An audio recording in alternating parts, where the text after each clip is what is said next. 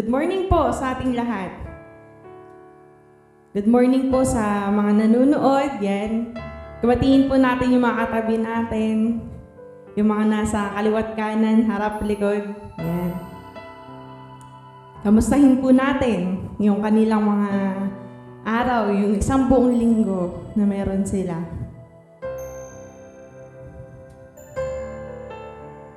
Muli po, mag-worship tayo sa Panginoon. At nawa mag-reflect po tayo sa sinasabi ng awit 51. O Diyos, kaawaan niyo ako, ayon sa inyong tapat na pagmamahal, at ayon sa inyong labis na pagmamalasakit sa akin.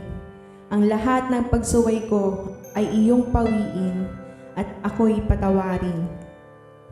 Hugasan niyo ako at linisin ng lubos sa aking kasamaan, dahil inaamin ko ang aking mga pagsuway, at lagi kong iniisip ang aking mga kasalanan. Tanging sa inyo lamang ako nagkasala.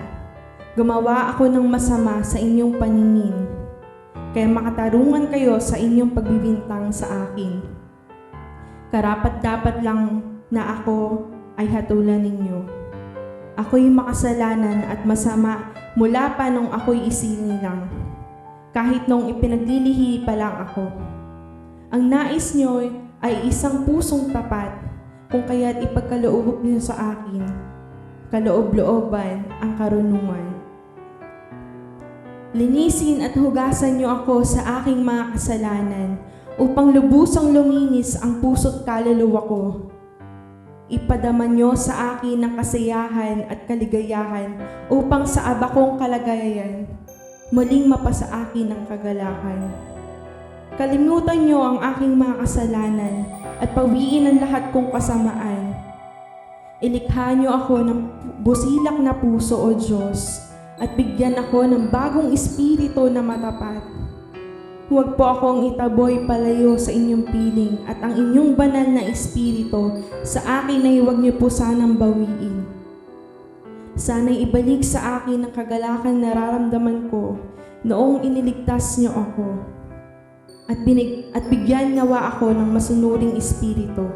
At tuturuan ko ang mga makasalanan ng inyong mga pamamaraan upang malimbalik sila sa inyo.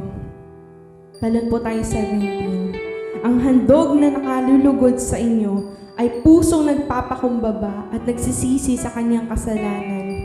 Ito ang handog na hindi nyo tatanggihan. Patuloy po tayong manalangin at sabihin sa Panginoon yung lahat ng laman ng ating puso. Kung may pagkukulang tayo sa Panginoon, aminin natin sa Kanya. Sabi ng Kanyang salita, nariyan siya. Siya'y tapat. Handa tayong patawarin at linisin sa lahat ng kasalanan na mayroon tayo. Sa gayon, magkakaroon tayo ng kagalakan sa Panginoon. Sa anumang sitwasyon na meron tayo, magkakaroon tayo ng kalayaan na lumapit sa Kanya. Yun yung nais ng Panginoon, na lumapit tayo sa Kanya ng buong pagpapakumbaba. Hinihintay niya tayo. At patuloy siya nagiging tapat sa araw-araw ng buhay ng bawat isa sa atin. Mag-reflect po tayo habang inaawit natin itong awitin na ito.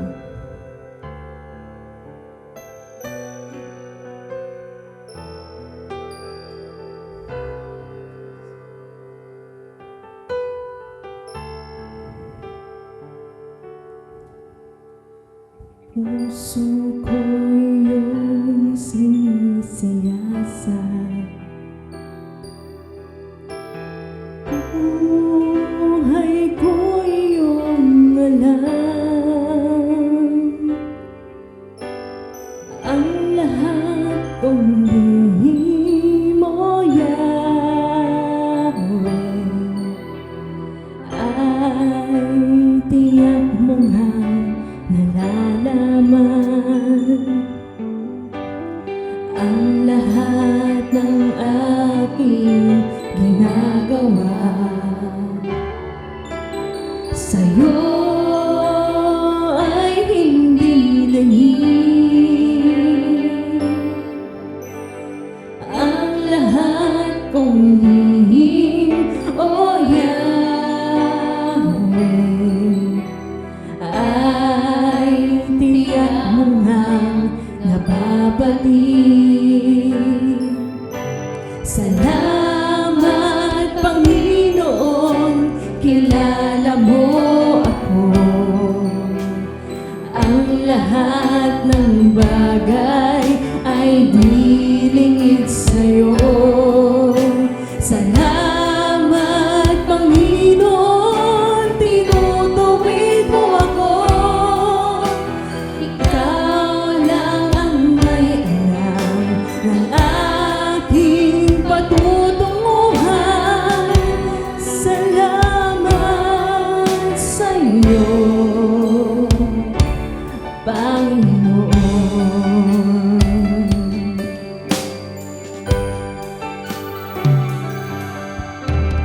Puso ko iyong sinisiyasan,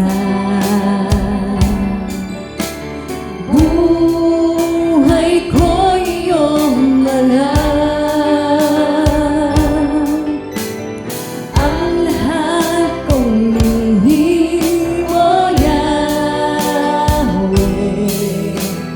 ay tiyak mo ngang nalalaman. Ang lahat ng aking ginagawa sa'yo ay hindi lingid.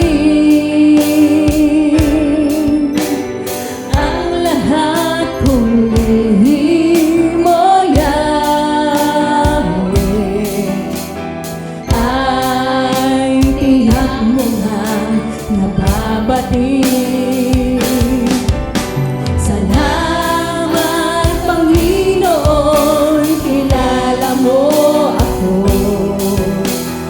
Ang lahat ng bagay ay dilingid sa'yo. Salamat, Panginoon, tinutuwid mo ako. Ikaw lang ang may alam ng aking patutunguhan. Salamat sa'yo, Panginoon. Salamat, Panginoon, kilala mo ako. Ang lahat ng bagay ay dilingid sa'yo. Salamat, Panginoon, tinutuwid mo ako. Ikaw lang ang may alam ng aking patutunguhan. Salamat sa'yo, Panginoon. Salamat sa'yo, Panginoon.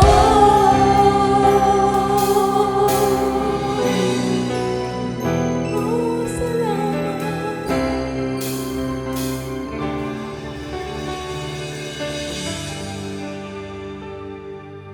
Patuloy naming itinataas, Lord, ang iyong pangalan.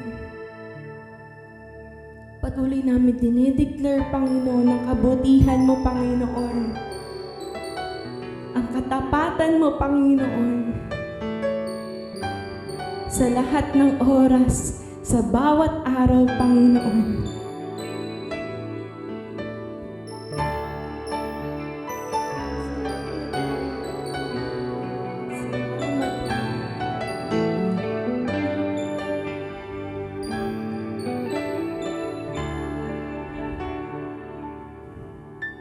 Kay buti-buti mo, Panginoon,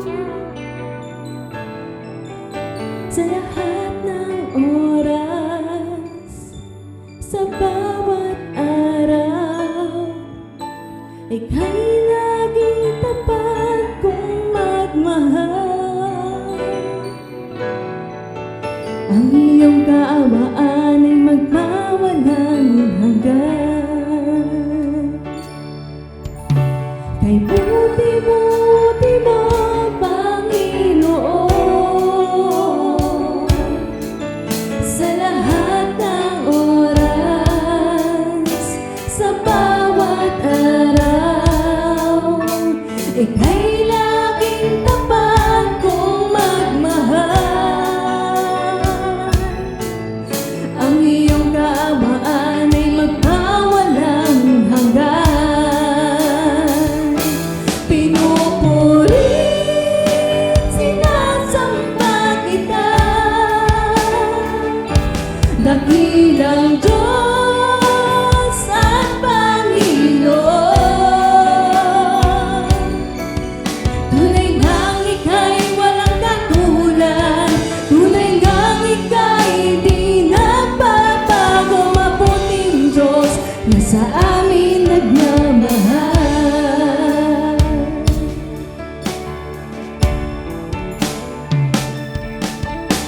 Kay buti-buti mo, Panginoon,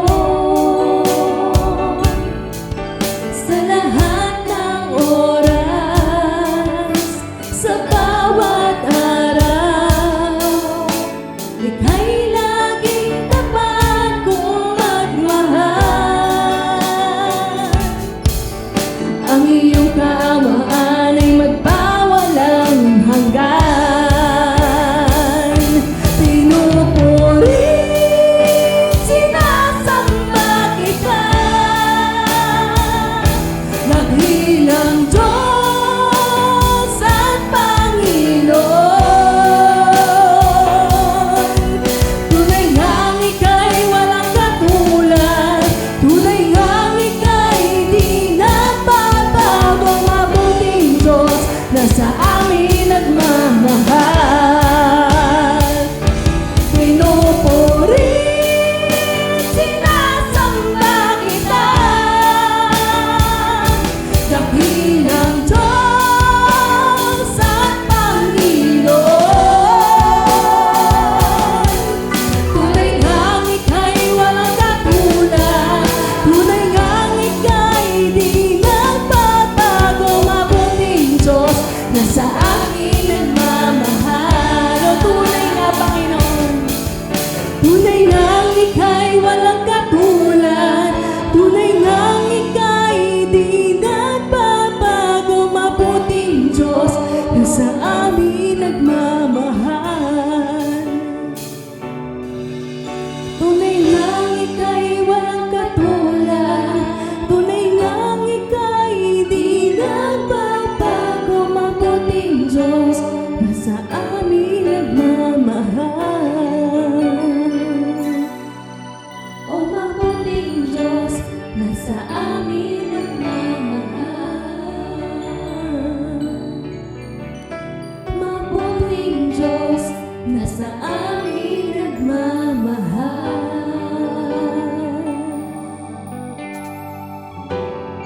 Salamat, Panginoon, sa pag-ibig mo, Lord, sa pagpapatawad mo, O God, sa kagalakang dinulot mo sa amin, O God. Salamat, Panginoon. Salamat.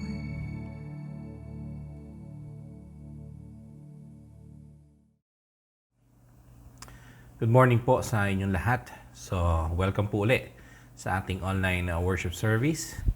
So, ngayon po ay May 31. So, katapusan ng ika-6 na buwan or ika-5 buwan ng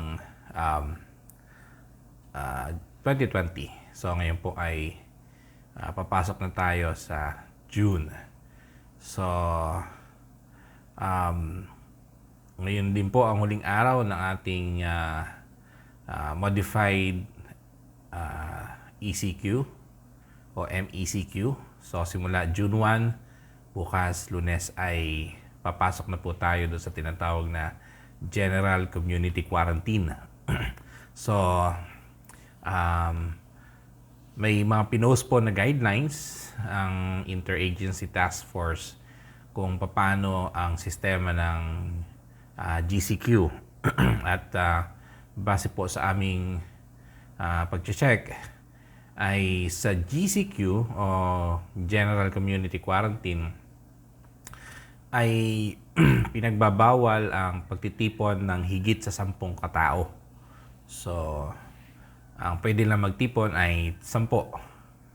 So, amin pong naisip na since ang GCQ ay hanggang sa 15 po ng June 1 to 15. So, hintayin po muna nating matapos yung GCQ. Tsaka tayo mag-resume ng atin pong gawain. Since ang sabi po ng tawag dito, ng policy ay hanggang 10 katao lang. So, tanong, bakit yung ibang church nagmi-meet na? Bakit yung ibang church nag-gather na? So, hayaan po natin sila. So, yun po yung kanilang conviction. Yun yung kanilang nais. Pero, tandaan po natin na meron pa rin policy na inilabas galing sa gobyerno. At ang sabi ng kasulatan, so dapat tayong sumusunod. At hindi naman po tayo napipigilan yung gawain dahil tuloy-tuloy pa rin po tayo every Sunday sa ating online. Though alam ko po na para sa iba ay mahirap dahil wala kayong internet, pero hopefully ay nagagawan pa rin ng paraan na makapanood o makibahagi kayo ng worship service. So hopefully pagkatapos po ng June 15 ay maging pwede na mag-gather ulit po tayo bilang isang church. So yun po, hintayin po natin yun. Halos 2 weeks lang naman po yun. Okay, so ito na nga po. Unti-unti nang nagkakaroon tayo ng kalayaan lumabas. So, kasama po ng GCQ ay ang muling pag-open ng public transport. So, pwede nang bumiyahe yung mapapasok sa opisina. Pero, ito yung tinatawag nilang new normal. So, maraming pagbabago. So, pagsakay mo ng jeep, siguro hindi pwedeng punuan. So, ang alam ko sa tricycle, isa lang ang pwedeng sakay. So, laging special ang biyahe mo. So, and then, hindi pa rin pwedeng lumabas sa GCQ ang mga bata at ang mga seniors. Unless sila lang talaga yung pwedeng lumabas. So, and then, ang school ay usually last year. Pag June, eto, pasokan na bukas, June 1. Dapat. Pero, August pa. Hindi nakaranas magmarcha yung mga mamarcha dapat nung graduation. Hindi na nga natapos yung klase. Hindi natin alam kung paano gagawin yung enrollment. Maraming eskwelahan ng malaking adjustment. So, ito yung bagong normal. At ang napag-usapan nga po natin last week, tuwing may ganitong bago, so nakakaranas tayo ng yung mangyayari. So, merong anxiety, merong kawalan ng kasiguraduhan. At ilang linggo na po natin pinag-uusapan yung faith. And noong Sunday, nag-usapan natin, paano ba mapatibay yung pananampalataya? So, when we exercise yung ating faith, kapag ginagamit natin siya, then tumitibay siya, lumalakas. Dahil alam natin na yung pananampalatayang hindi subok, so hindi mo pagkakatiwalaan. Pero kung alam mo yung pananampalataya mo ay mayroong basihan, alam mo kung kanino ka nakatingin kay Jesus, then meron kang pag-asa, meron kang hope. And ito po ay hindi lang naman tuwing para lang sa COVID. Ang buhay ng tao, especially ng mga mananampalataya, sa haba ng panahon ay dumanas sila ng iba't ibang pagsubok. noong time nang si Jesus ay mamatay, yung unang churches ay dumanas sila ng natawag natin persecution. Hindi sa daang taon, hundreds of years, ang binilang bago naging tanggap ng konti sa lipunan ang Christianity. So hinahunting sila, talagang pinagmamalupitan sila. Dumating sa panahon ni Emperor Nero na talagang sinunog niya yung mga bahay, and then sinusunog niya yung mga Christians, na dumating lang doon sa point nung time ni Emperor Constantine na ni-recognize ang Christianity bilang isang religion at hindi sila inusig. But still, throughout the time, may mga dumanas sila ng pagsubok, sinubukang eradicate yung Bible, etc. etc. And then, unti-unti ay kinakain ng korupsyon ang church hanggang sa nag-rise na itong mga tao na sabi nila hindi pwedeng ganyan, hindi pwedeng magpatuloy yung maling katuruan. And then, ayan yung sila Martin Luther, sila John Calvin, yung mga reformers na nagsabing, hindi, balik tayo sa Bible, balik tayo sa sinasabi ng salita ng Diyos.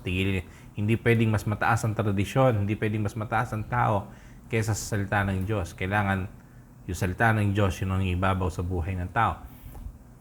And then, throughout time, even sa panahon ngayon, Christians are experiencing yung persecution. So, dito sa Pilipinas, meron tayong maling pagkakanawa kumisa sa persecution na iniisip natin ay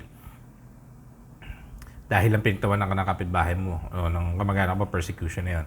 Hindi, isipin mo, yung persecution, hinaharang ka ng sibat, ng tabak, ng bala para pumunta sa church.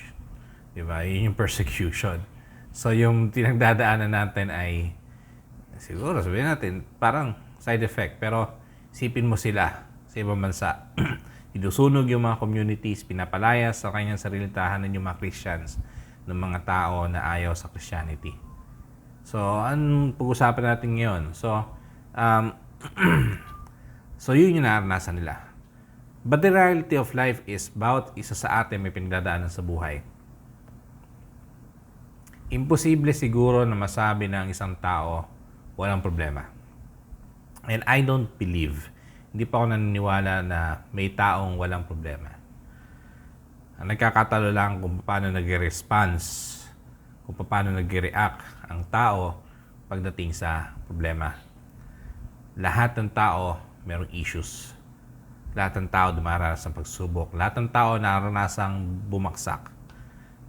Diba? So, paano tayo dapat tumutugon bilang mga mananampalataya sa panahon na kung saan ay nandito tayo sa mundong ito na puno ng problema? So, the bigger question is, ang mas malaking tanong ay ito. So, sino ba ang una sa buhay natin? Kasi sa Bible, sa principle ng Bible ito, simula kay Adan at kay Eva, hanggang kay Abraham, kay Moses, sa bayan ng Israel, bayan pinili ng Diyos, sa mga apostol, mga lingkod ng Diyos. Kung titingnan mo yung history ng sangkatauhan, lahat ng dumanas ng failure, lahat ng dumanas ng fall, ng pagbaksak, ay yung mga tao na mas inuna yung sarili o yung iba kaysa sa Diyos. Sample, si Adan at si Eva. Okay, doon tayo magsimula. Yun ang unang-una. Nilikha ng Diyos, langit at lupa, nilikha niya yung earth, niya lahat. Naglagay siya ng hardin, namunga lahat ng puno, bunga masasarap, puno ng halaman ng hardin na namumunga ng masasarap. And then, ang sabi ni Lord, nilikha niya si Adan at si Eva, ayon sa kanyang wangis, sa pamamagitan ng kanyang kamay, espesyal, nilagay sila sa hardin, at ang sabi ay rule. Kayo yung mag-rule sa akin nilikha.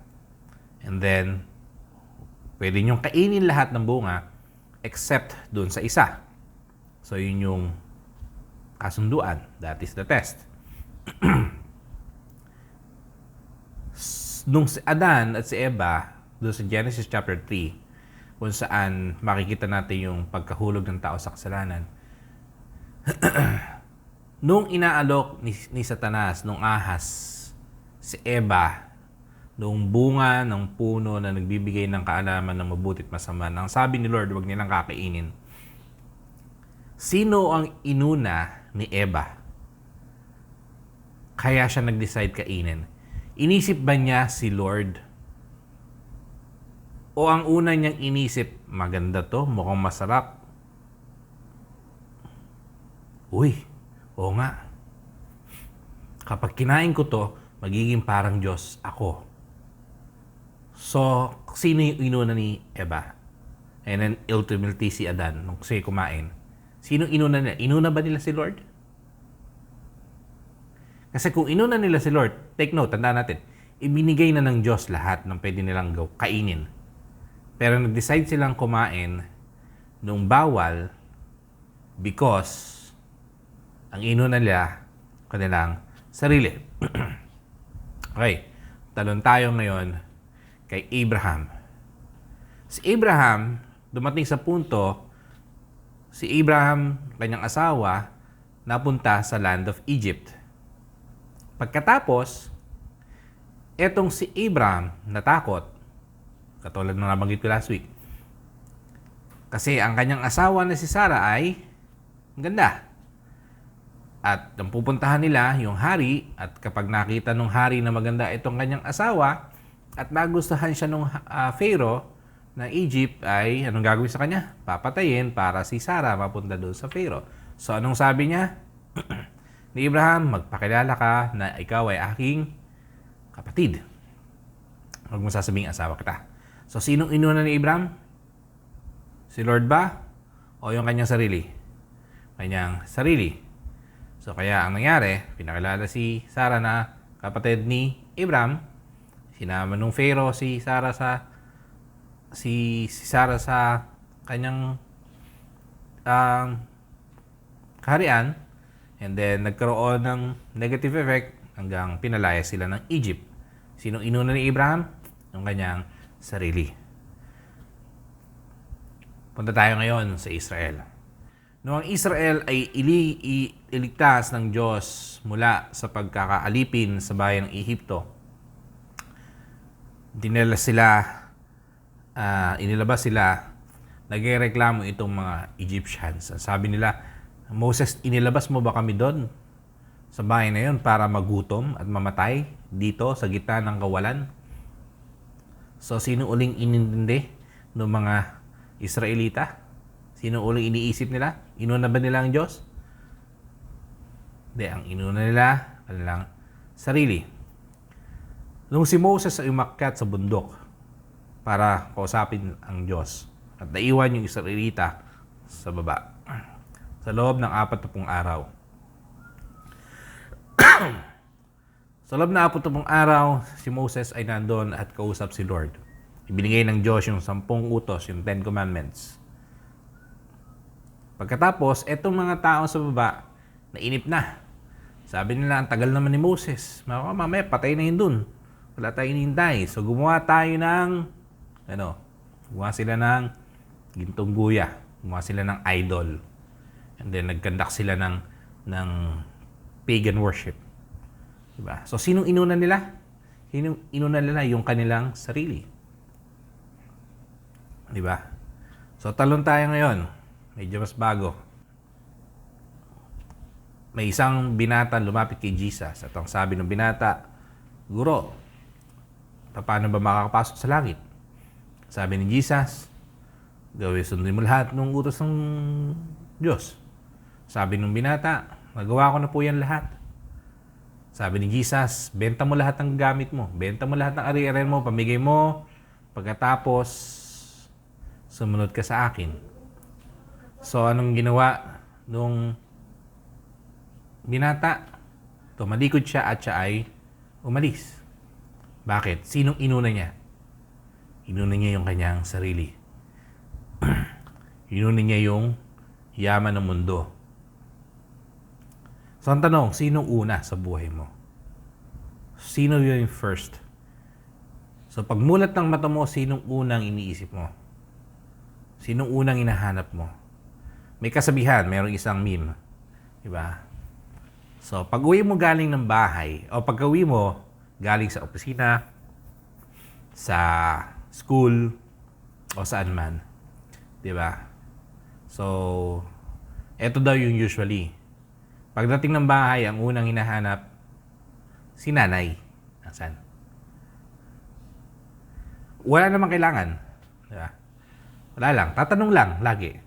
Saan si nanay? Saan si nanay? Saan si nanay? Hindi ko alam kung bakit ganun tayo Pilipino. Siguro isang naging kultura natin yon bilang mga Pilipino na laging hinahanap yung nanay. Diba? Siguro, sanay tayo kasi si nanay yung sa bahay. So, siya yung nag-aasikaso. Sanay tayo lagi nasa bahay. Pagdating sa bahay, si nanay. Diba? So, sino lagi yung inuuna mo? Sino yung iniisip mo? Sino yung first? Diba? So, sa passage po natin ngayon sa Matthew chapter 6, verse 24 hanggang 34. So, ito ay medyo mahaba yung passage, pero pasadahan lang po natin and tingnan natin siya as is. Diba? Huwag na natin paligoy-ligoy pa ng kung ano-ano mga malalalim na explanation. Basahin natin siya as is. Ano ba yung sinasabi? Literally nga natin. Diba? Basahin natin siya. Minsan kasi ganun yung pagbabasa sa salita ng Diyos. Minsan masyado natin ginagawang komplikado na kuminsan basahin mo siya as is. Interpret mo siya kung ano siya, yung nakasulat. Nandun na yung message. So, ano po sabi doon? Diba? Sa Matthew chapter 6, verse 24 hanggang 34. Tingnan po natin. Ang sabi doon, walang taong makapaglilingkod ng sabay sa dalawang amo. Sapagkat kapupuotan niya ang isa at iibigin ang ikalawa. O kaya ay magiging tapat siya sa isa at hahamakin ang ikalawa. Ganon din naman, hindi kayo makakapaglingkod ng sabay sa Diyos at sa kayamanan.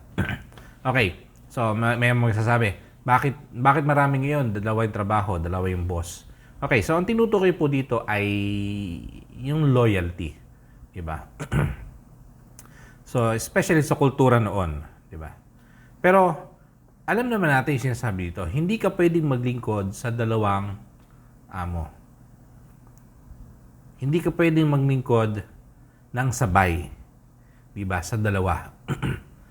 Dahil, panigurado, meron kang magiging mas loyal ka doon sa isa kaysa sa isa.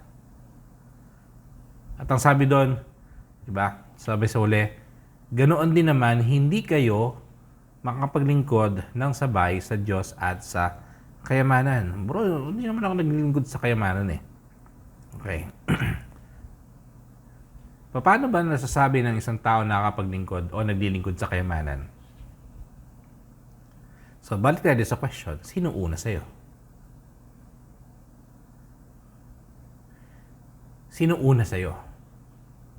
Bro, papasok ba dyan yung tanong na pagka-Sunday? Diba? Hindi mag-church kasi kailangan rumakit.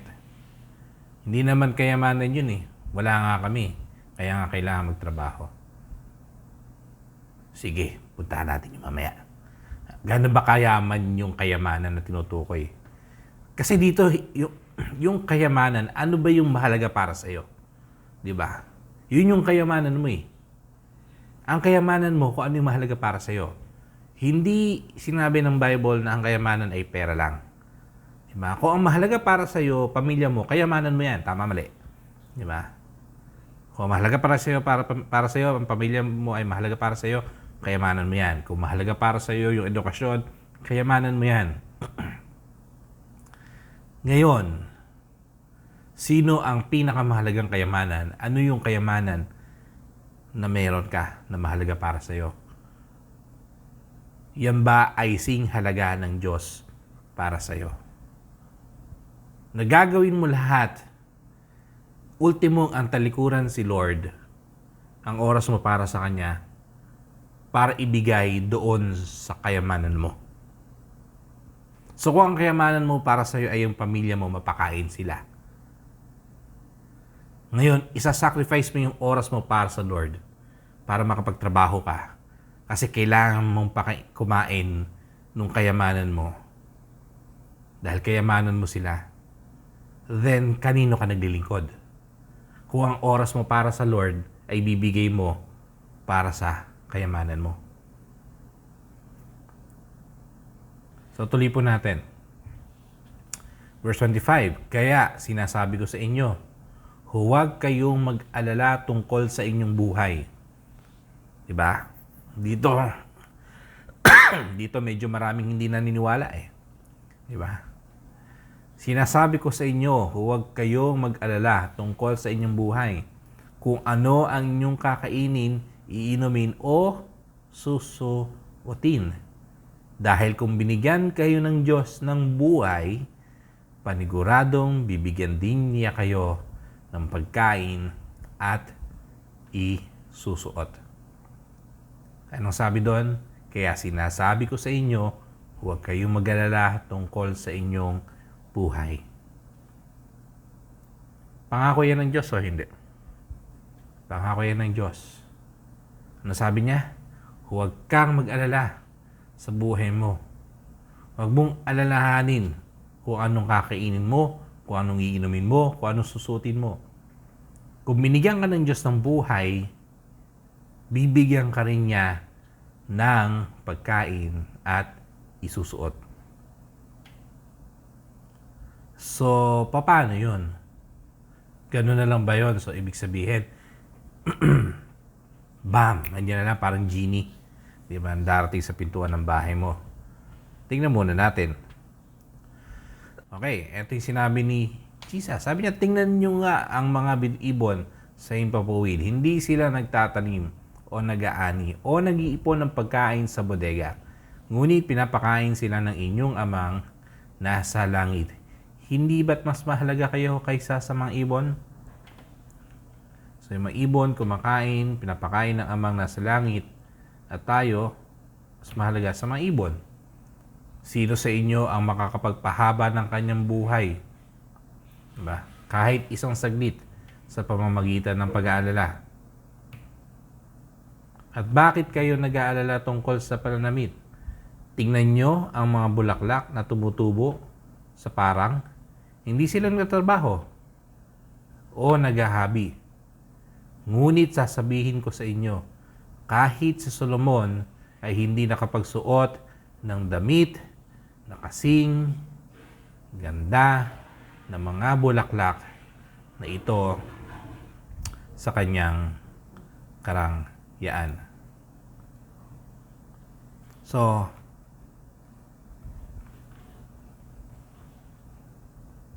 tingnan daw natin, may ibon. Tingnan mo yung mga bulaklak.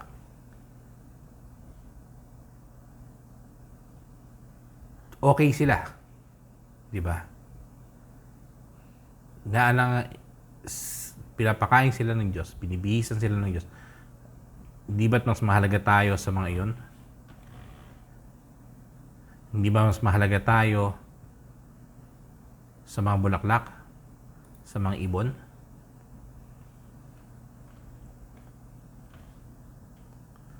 Verse 30, kung ginadamitan ng Diyos ng ganito ang mga damo sa parang nabuhay ngayon, pero kinabukasan ay malalanta at susunugin kayo pa kaya. Di ba? Yun yung mabigat sa sinabi dito. Kayo pa kaya kay liit ng inyong pananampalataya.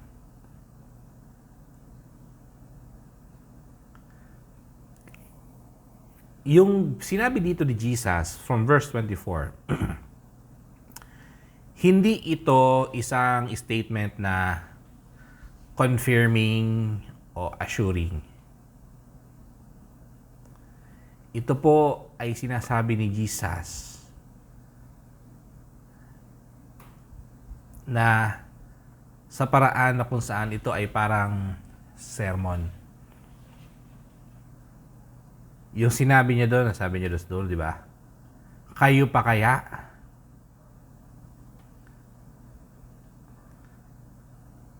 Yung bang, ito nga may ibon nga kumakain di ba? Pinapakain sila ng amang nasa langit. Hindi ba't mas mahalaga kayo kaysa sa mga ibon? Yung mga bulaklak, mga damo, binibihisan ng Diyos. Pero yung damo na yan, buhay ngayon, bukas lang na, susunugin na.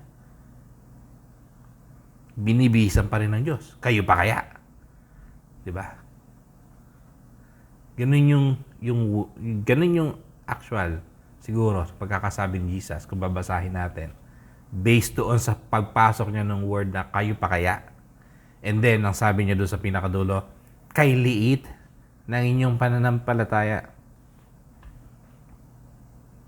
Kay liit ng inyong pananampalataya na willing kayong unahin ito kaysa unahin yung mas nararapat.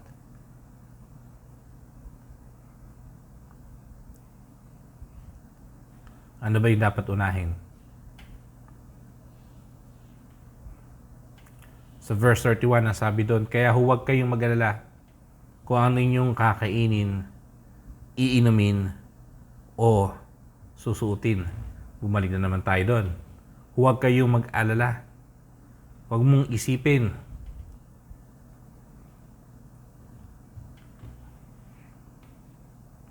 Ito na yung assurance na binibigay sa atin ni Jesus.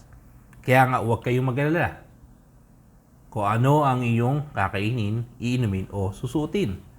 Ang mga bagay na ito ang pinapahalagahan ng mga taong, hindi kumikilala sa Diyos.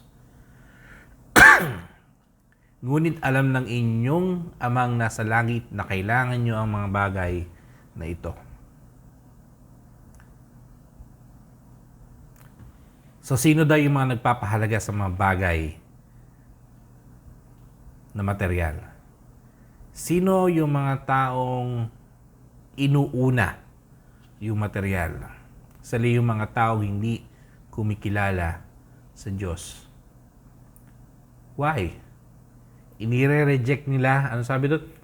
Alam ng inyong amang nasa langit kung anong pangangailangan nyo.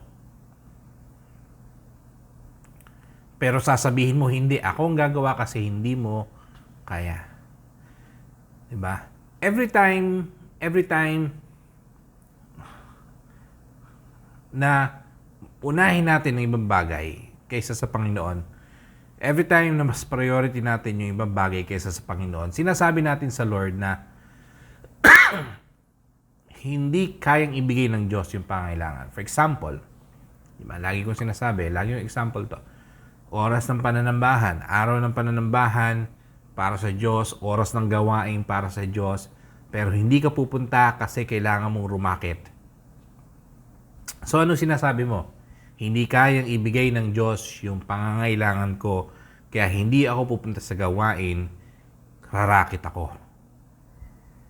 Kasi hindi kayang ibigay ng Diyos yung pangangailangan ko. So sinong inuna mo? Sinong una para sa'yo?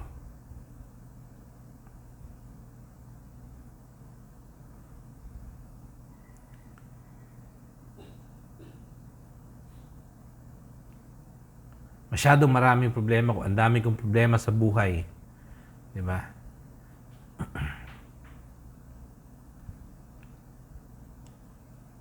Hindi muna ako mag-church kasi ang dami kong kailangan ayusin sa buhay ko. So sinasabi mo ba na hindi ka kayang ayusin ni Lord? Kaya lalayo ka muna sa Kanya?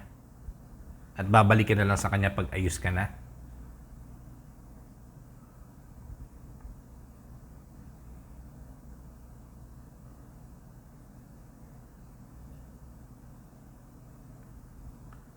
Every time na hindi natin unahin ng Diyos, sinasabi natin hindi niya kaya, hindi siya mahalaga.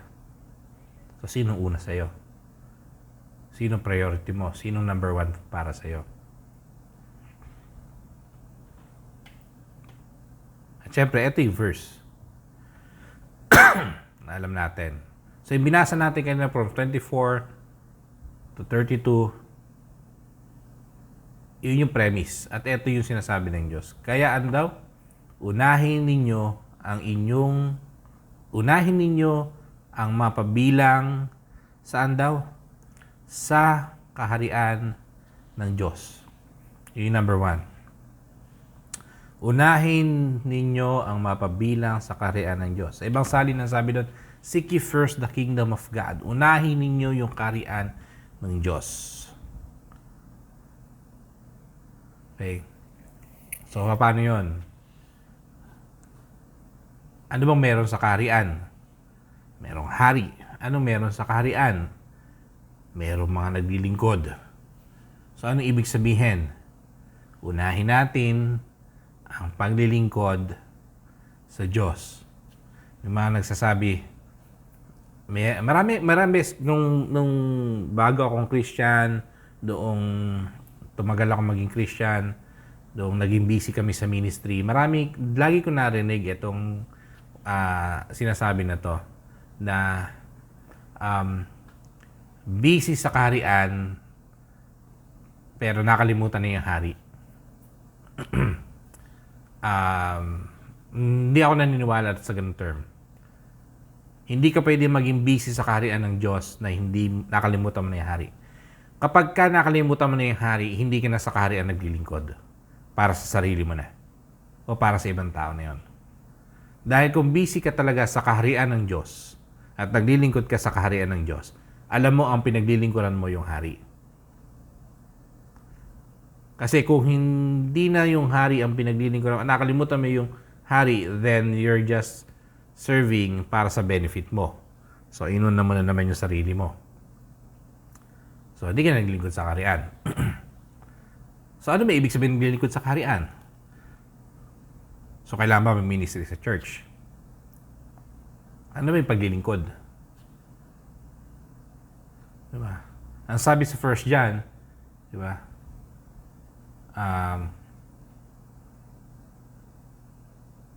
Yung isang tanda ng isang nasa Diyos ay sumusunod sa Kanya. Diba? Lagi natin sinasabi, if you love God, if you love me, sabi ni Jesus, kung mahal mo ako, susundin mo yung aking mga utos. Yun yung isang lagi nating narinig. Diba? So, ano ibig sabihin nung inuuna yung kaharian ng Diyos?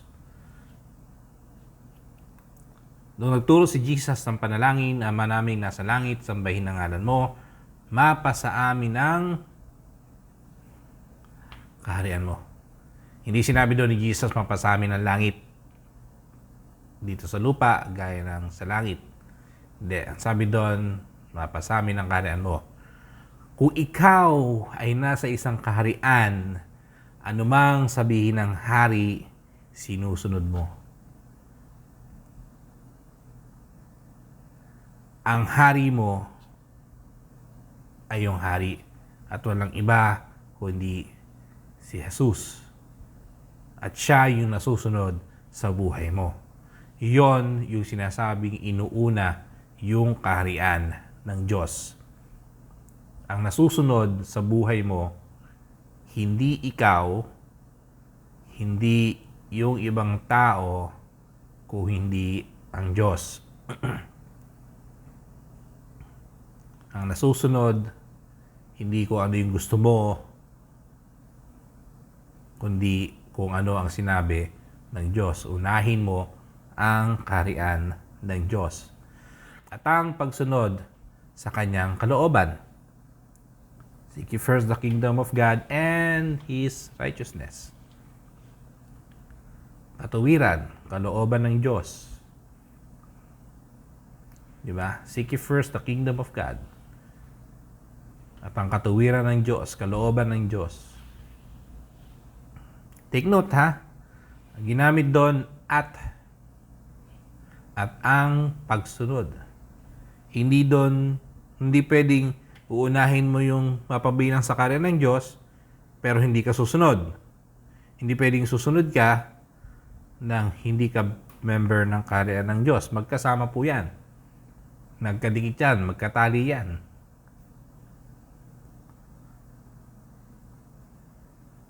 at ang kalooban. Sundin yung kalooban ng Diyos. Bakit? Kasi siya yung hari mo eh. Alam ka naman yung siya yung hari, pero hindi mo naman sinusunod.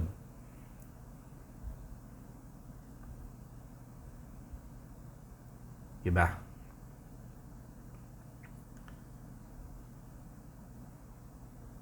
So, sino ba talagang hari?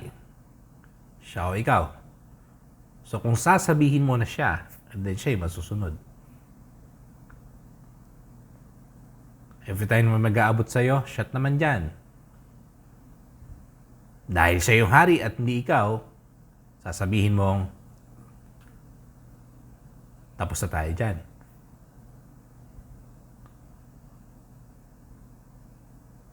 Kapag oras ng time mo ng devotion, at biglang may nag-chat, o may nag-video call, anong sasabihin mo? Mamaya ka na. Kasi oras ko to ng panalangin, pagbabasa ng Bible, oras to ng devotion ko. Pero wag na wag mong gagawin. Time ng devotion mo, time ng prayer mo, sabi ng nanay mo, nak, hugas ka ng pinggan. Wag na wag mong sasabihin, nay, mamaya ka na, oras ng devotion ko to. Wag. Kaya nga lagi ko sinasabi, yung time mo ng devotion at prayer, dapat alam ng mga tao sa bahay mo. Para alam nila kung kailan kanila hindi iistorbohin. Diba? Hindi yung ginagamit mo yung devotion at prayer time mo para makatakas ka sa paggawa yung bahay. Diba? So, sinong inuna mo doon? Hindi si Lord. Ginamit mo lang si Lord para iligtas yung sarili mo.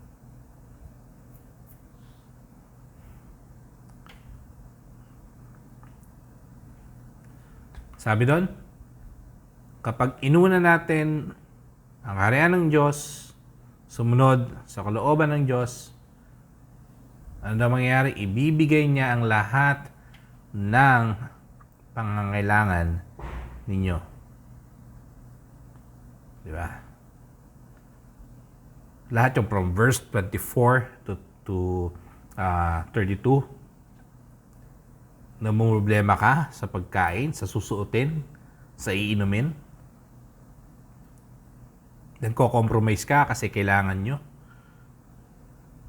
Ano sabi ng Diyos? Anong pangako ng Diyos? Unahin mo yung kaharian, sumunod ka sa Diyos, ibibigay ng Diyos kung anong kailangan mo. Take note ha. Bibigyan ng Diyos yung kailangan natin. Hindi yung gusto mo lang. So gusto ko ng bagong cellphone. Diba? Ikabibili nyo lang ng cellphone. So, hindi yon. Ano ba yung kailangan mo? Ano ba yung need mo? Talaga. Ano pa sabi doon sa verse 34? Kaya huwag na kayong mag-alala. Ito na naman. Diba? Pang ilang beses na itong sinabi ni Jesus. Huwag ka nang mag-alala tungkol sa kinabukasan. Dahil ang bukas ay may sarili ng alalahanin. Sapat na ang mga alalahaning dumarating sa araw, sa bawat araw. Okay, gusto ko lang linawin to, part na to. Wala pong sinabi dito na wag mong pansinin yung problema. Ang sabi dito, linawin natin, huwag na kayong mag-alala tungkol saan? Sa kinabukasan. Dahil ang bukas ay may sarili ng alalahanin. Ang intindihin mo yung alalahanin ngayong araw. So, sapat na yung alalahanin na dumarating sa bawat araw. So, ano yung tinutukoy doon? So, diba? Pagkatiwala mo sa Diyos, diba? Yung bukas. Gawin mo kung ano yung tamang mong gawin ngayong araw na to. Gawin mo yung dapat mong gawin ngayon. And then bukas, hayaan natin si Lord kung anong kakarapin natin.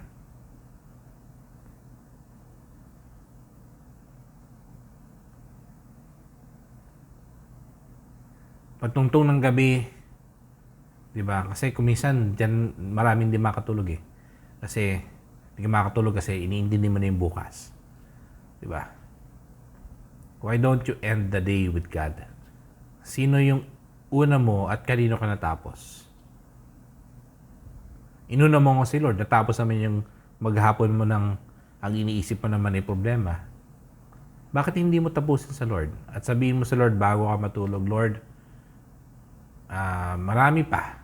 Alam naman natin. Di ba? Marami pang kailangan kasuhin, Lord. Marami pang kailangan harapin. Pero Lord, ngayon, matutulog ako at may assurance ako, Lord, na bukas kasama kita uli. Di ba? Na bukas, Lord, alam ko ikaw bahala kasi uunahin kita. Uunahin ko yung kaharian mo, uunahin ko yung kalooban mo. So, paano yun? Bukas, Lord, pagising ko ng umaga, Lord, diba? Paano, ano ba yung routine mo everyday? Pagising mo ng umaga, cellphone, diba? Para sa iba, pagising ng umaga, pagmulat ng mata, ML, group chat, TikTok, ano ko ba? Medyo nalaos na ata TikTok ngayon. Diba? Facebook. Pagmulat ng mata, chismis. Diba?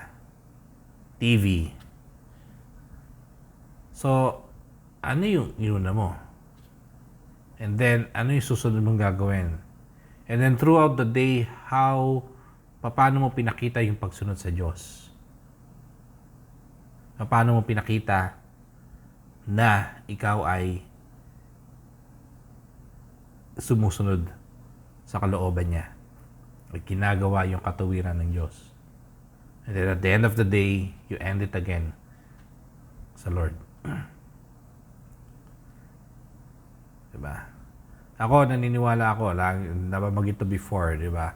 Minsan, pinagtatawanan at medyo kinukondem ako minsan, kinukondem yung nanalangin tapos umaga na yung amen kasi nakatulog na sa prayer. Alam nyo, sa totoo lang, I think mas mainam yun. Di ba? Bilang magulang, di ba? Siyempre, pag malaki yung anak mo, medyo parang iba na eh. Di ba? Pero yung anak mo, nung baby pa yan, di ba, yung higa kayo magkatabi, tapos kinikwento mo yung baby mo, yung anak mo nung maliit pa, tapos makakatulog siya. Ngayon, pagka medyo malaki na, tinutulugan ka, parang medyo nakakainis na eh. Di ba? Nagkukwento ka, tapos tinutulugan ka. Pero nung medyo maliit pa siya, di ba? At then nakakatulog siya. Anong feeling, di ba? Nung ganun setup na nakakatulog sa braso mo o sa pakikipag-usap sa iyo yung anak mo. Di ba? And then, bubuhati mo na, ihiga mo na sa kama or iiwan mo na hanggang makatulog siya na maayos. Same thing siguro. Malamang, di ba? Same thing sa Lord. Siguro mas ma-appreciate ng Diyos yung despite na napagod ka, then lumapit ka sa Lord, nagpe-pray ka, nakatulog ka, and then pagising mo kinabukasan ng umaga, doon yung amen. Kesa naman natapos yung maghapon, nang natulog ka na lang, hindi ka na nanalangin, at hindi ka na natapos kay Lord. Diba? Para mas masarap for me, yung ganon. And I think sa Lord, ganon din. Though hindi ako pwede mag-decide para sa Lord. Pero kung isipin natin, it makes sense. Diba? Sinong una mo? And kanino ka natapos?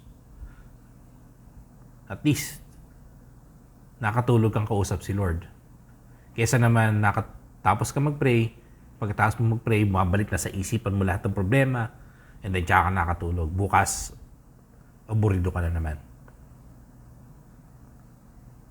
So, balik tayo doon sa sinabi. Unahin natin ang mapabilang sa karya ng Diyos. Sumunod tayo sa kalooban ng Diyos. At ibibigay niya ang lahat ng pangangailangan natin. Bibigay daw lahat. Pero, ito po, ulitin ko ha. Ang faith, ang kabaliktaran niyan, yung pagiging sigurista. Kasi dito, papasok So gusto nyo ito ginagamit kasi yan eh. Gusto muna ng tao na makita na ibigay muna ng Diyos lahat bago niya gawin yung kalooban ng Diyos at gawin yung kanyang trabaho bilang miyembro ng karya ng Diyos. No, hindi po ganon. Hindi ka rin maglilingkod sa Diyos at susunod sa kalooban ng Diyos dahil ini-expect mo na ibibigay lahat ng Diyos. And then at the end, pag hindi binigay ng Diyos, susugbatan mo siya. No, alam ng Diyos yung puso ng tao. Ang tinutukoy dito na inuuna yung kaharian ng Diyos at naglilingkod, sumusunod sa Diyos. Ito yung taos, puso, bukal sa pusong paglilingkod at pagsunod sa Lord. Hindi ito yung gagawin mo kasi alam mo na may reward ka sa dulo. O gagawin mo lang pag sigurado ka na nandiyan na yung reward. Kita mo muna. O gagawin mo pagkatapos pag hindi mo nabigay sa'yo, magsusubatan mo si Lord. No. Ito yung tapos-puso na paglilingkod at pagsunod sa Diyos. So ngayon ang tanong, ikaw, sino una para sa'yo?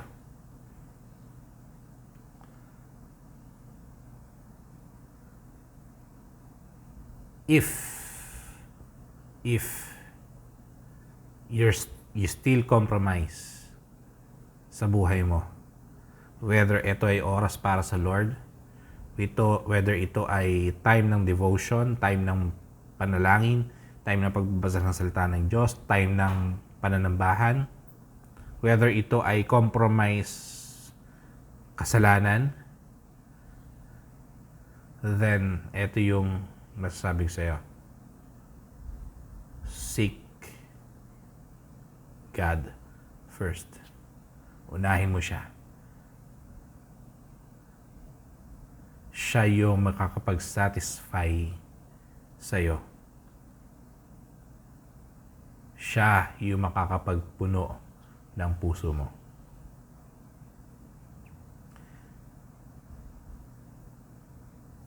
Siya yung makakapag-ayos ng bagay sa buhay mo na kino-consider mong sira. Walang bagay sa buhay natin na hindi kayang ayusin ng Diyos. Seek ye first the kingdom of God and His righteousness, and all these things shall be added unto you. Isang pangako ng Diyos na masarap pakinggan, laging binabanggit, pero nagiging totoo nga ba tayo sa paggawa, pagsunod? Nawa, dito sa bagong normal ng buhay natin, after netong pandemic na to, nawa, ito din yung bagong bagay na gagawin natin. Na uunahin natin lagi yung kaharian ng Diyos. Una siya, first siya. Bago magawin ng isang bagay, inuuna mo si Lord. At sinusunod natin yung kalooban niya. Tayo pang lahat ay manalangin. Panginoon Diyos, sa dakila sa lahat, salamat po. Salamat Lord sa iyong salita. Salamat Lord dahil alam po namin, Panginoon, walang imposible sa iyo. Salamat po, Panginoon, dahil alam po namin, Lord, na kung kami magtitiwala sa iyo, Lord, ikaw ang bahala sa amin, Panginoon. Lord, ang pangako mo, Lord, wag naming alalahanin kung ano yung aming kakainin at susuotin o iinumin, Panginoon. Dahil kung ikaw ang aming unahin namin ang kaharian mo, Panginoon. Gagawin namin ang kalooban mo, Panginoon. Lord, ikaw yung bahalang mag-sustain sa amin, Panginoon. And Lord, in the times that we fail, sa mga panahon, Panginoon, na kami nagkakamali, Lord, pakita mo na ikaw ay tapat at laging nandyan para bigyan kami ng pagkakataon, Panginoon.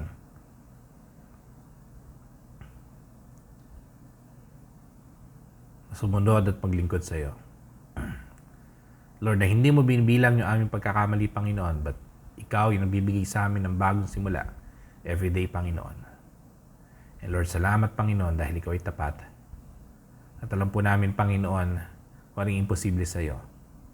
Dahil anumang pagsubok, problema na kinakaharap ng bawat isa, Lord, kaya namin pagtanggumpayan dahil ikaw ang aming kasama, Panginoon. Lord, maraming salamat po, Panginoon. Kumilos ka sa buhay ng bawat isa. Lord, dalangin namin, Panginoon, sa iyong mga anak na patuloy mong bigyan ng puso na handang magtiwala at sumunod sa iyo. And Lord, sa sino man, Panginoon, nakakapakinig ng mensaheng ito, Panginoon, na hindi pa maayos ang kanyang relationship sa iyo, Panginoon, kumilos ka.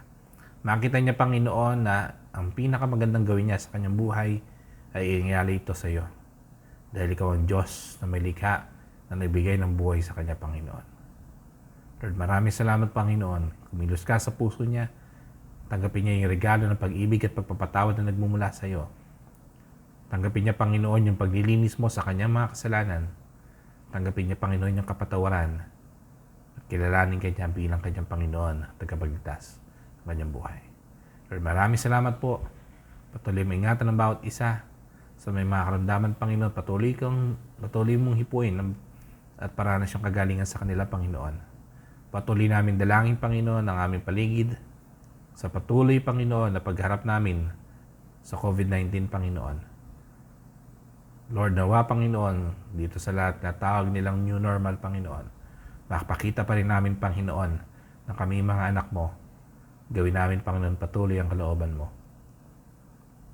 Bigyan mo ng wisdom, Panginoon, ng aming mga government officials, Panginoon. Ingatan mo yung aming mga frontliners, Panginoon. At sa pagbubukas ng transportasyon, Lord, ingatan mo ang bawat isa, Panginoon. Turuan mo kami maging disiplinado, Panginoon. At sumunod sa lahat ng pagkakataon.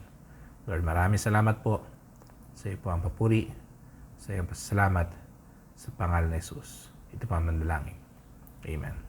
God bless po.